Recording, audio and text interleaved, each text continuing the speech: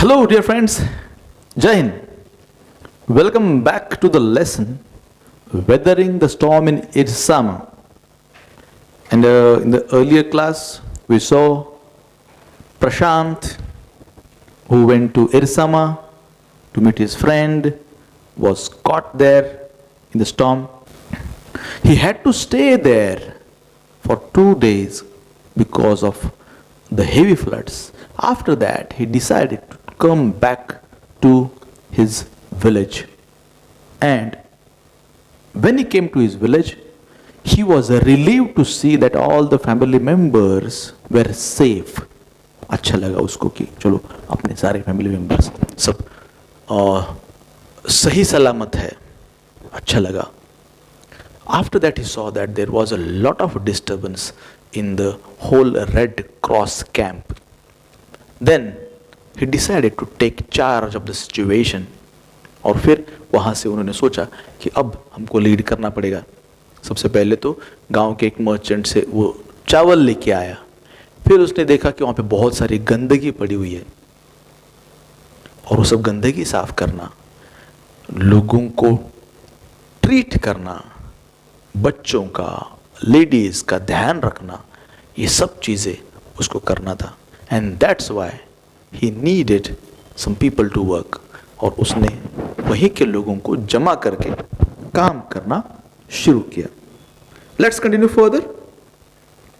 On the 5th day, 4 दिन बीत गए इसके अंदर. On the 5th day a military helicopter flew over the shelter and it dropped some food parcels.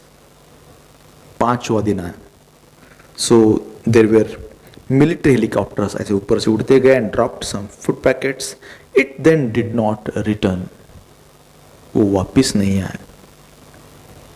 The youth task force gathered empty utensils. तो youth force उन्होंने क्या decide किया? उन्होंने खाली यूटेंसिल्स, बर्तन जमा किए from the shelter. Then they deputed the children to lie in the sand left by the waters around the shelters. जहाँ पे शेल्टर्स थे, शेल्टर्स के आसपास इस तरह से सैंड जमा हुआ था, रेती जमा हुई थी. They asked the children to lie there. वहाँ पे लेटने को बोले. By the waters around the shelter with these utensils on their stomachs.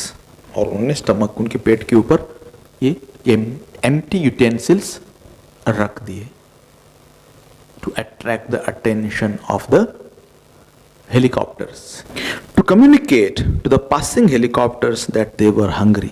और पेट पे रखा था कि हेलीकॉप्टर्स वालों को दिखे कि पेट पे उन्होंने थाली रखी हुई है. This was an idea to attract their attention कि यहाँ पे खाना चाहिए. The message got through. Yes, they became successful in that. उनको मैसेज कन्वे हो गया. And after that, the helicopter made regular rounds to the shelter, airdropping food and other basic needs. तो खाना मिला और भी बहुत सारी चीजें उनको मिलने लग गई. तो थोड़ा सा लोगों की जान में जान आई, थोड़ी सी उम्मीद बंदी ना उनकी कि चलो अभी कोई हमको सपोर्ट करने, हेल्प करने आ रहा है. Prashant found that a large number of children had been orphaned. तो जब प्रशांत ने देखा तो पता चला कि large number of children had been orphaned. Orphaned का मतलब अनाथ हो गए थे वो. मतलब बहुत सारे बच्चे थे जिनके पेरेंट्स गुजर गए थे, ना उनके पास मदर थी, ना फादर थे, ना कोई था. वो अनाथ हो गए थे. He brought them together and put up a polythene sheet shelter for them. तो उनके लिए एक अलग सा शेल्टर बनाया पॉलिथीन शीट का. Women were mobilized to look after them while the men secured food and materials for the shelter. So ladies को बोला, विमेन को बोला कि इन बच्चों का ध्यान रखना. मेन खाना वगैरह लाने में जुट गए. As the weeks passed, Prashant was quick to recognize that the women and children were sinking deeper and deeper in their grief. As the weeks past, देखो हफ्ते बीत गए, मतलब कई कई हफ्ते बीतने के बाद 2-3 हफ्ते बीत गए, दे वर स्टिल स्टेइंग देयर, रहने के लिए जगह नहीं थी, वहीं पे वो रह रहे थे। तो प्रशांत ने एक चीज नोटिस की। What did he notice? Quick to recognise that the women and children were sinking deeper and deeper in their grief, मतलब वो दुख में डूबते जा रहे थे, और गहरे डूबते जा रहे थे। He persuaded the women to start working in the Food for Work program started by an NGO. Food for Work, उनको बोला भी ये अकेले बैठे रहेंगे तो वो ऐसे ही डरे हुए रहेंगे, तो उन्होंने एक प्रोसेस शुरू किया, फूड फॉर वर्क, मतलब काम करोगे तो खाना मिलेगा। ऐसा एक एनजीओ ने शुरू किया था, वुमेन को वहां पे काम करने के लिए उसने तैयार किया। And for the children he organised sports event, बच्चों को भी बिजी रखना जरूरी था, तो he organised sport events. He himself loved to play cricket and so he organised cricket matches for children, बच्चों के लिए क्रिकेट मैचेस भी ऑर्गेनाइज किए, बच्चे खेलने लग गए। This is also important.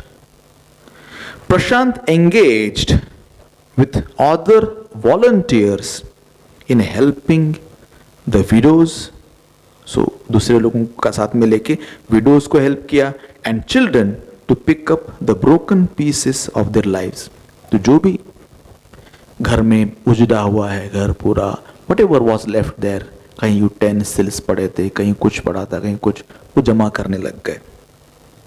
The initial government plan was to set up institutions for the orphans and widows. The major problem was of orphans, अनाथ बच्चे, and widows, विधवा महिलाएं, इनका प्रॉब्लम था। तो गवर्नमेंट का प्लान था कि उनके लिए institutions banana separate. However, this step was successfully resisted. Means वो कि नहीं ऐसे नहीं करना है हमको, अलग अलग नहीं करना है उनको। This was resisted, opposed, as it was felt that in such institutions children would grow up without love. तो वहां पर बच्चों को प्यार नहीं मिलेगा किसी का, they would grow without love, and widows would suffer from stigma and loneliness. So widows would suffer, क्योंकि हर किसी का दुख एक जैसा है, they will never be happy, तो they will be alone, they will suffer from stigma, उन पे धब्बा लग जाएगा कि ये विडो है, and that's why it was opposed. Prashant's group believed orphans should be resettled in their own community itself. उनको लगा कि ये जो orphan बच्चे हैं, they should be resettled in their own community, अपने समाज में उनको फिर से सेटल कर लेते हैं, ऐसा उसको लगा। Possibly in a new foster families made up of childless widows and children without adult care. और प्लान क्या था? To new foster families, newly formed families, मतलब adjusted families made up of childless widows. There were some widows who lost their husbands and also they lost their children. उनको भी तो बच्चों की जरूरत थी।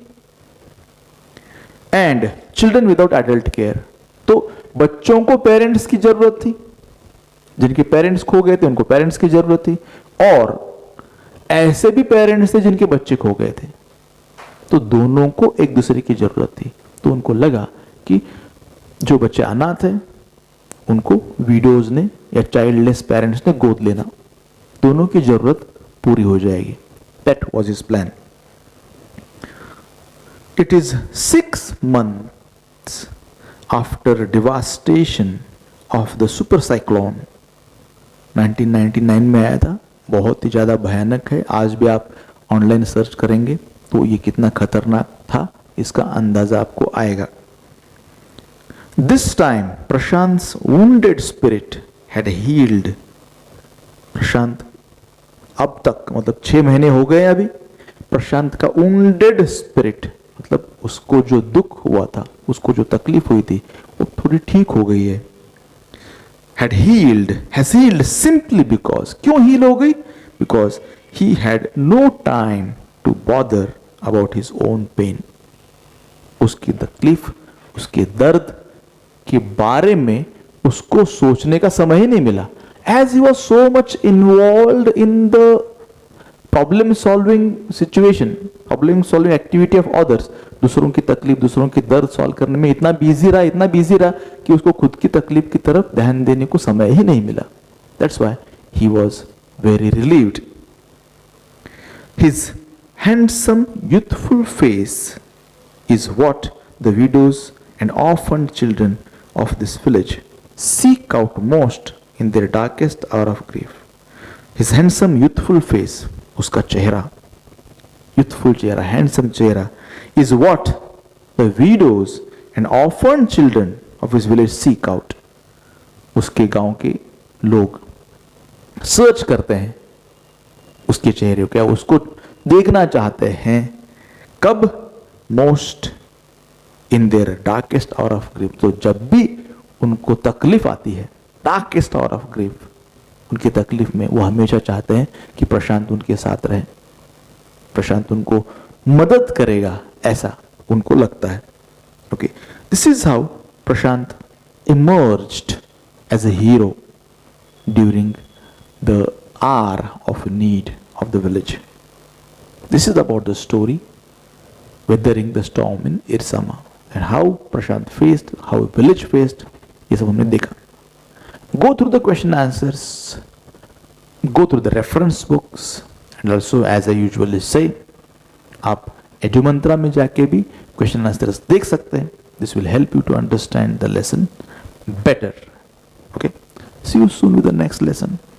जय हिंद.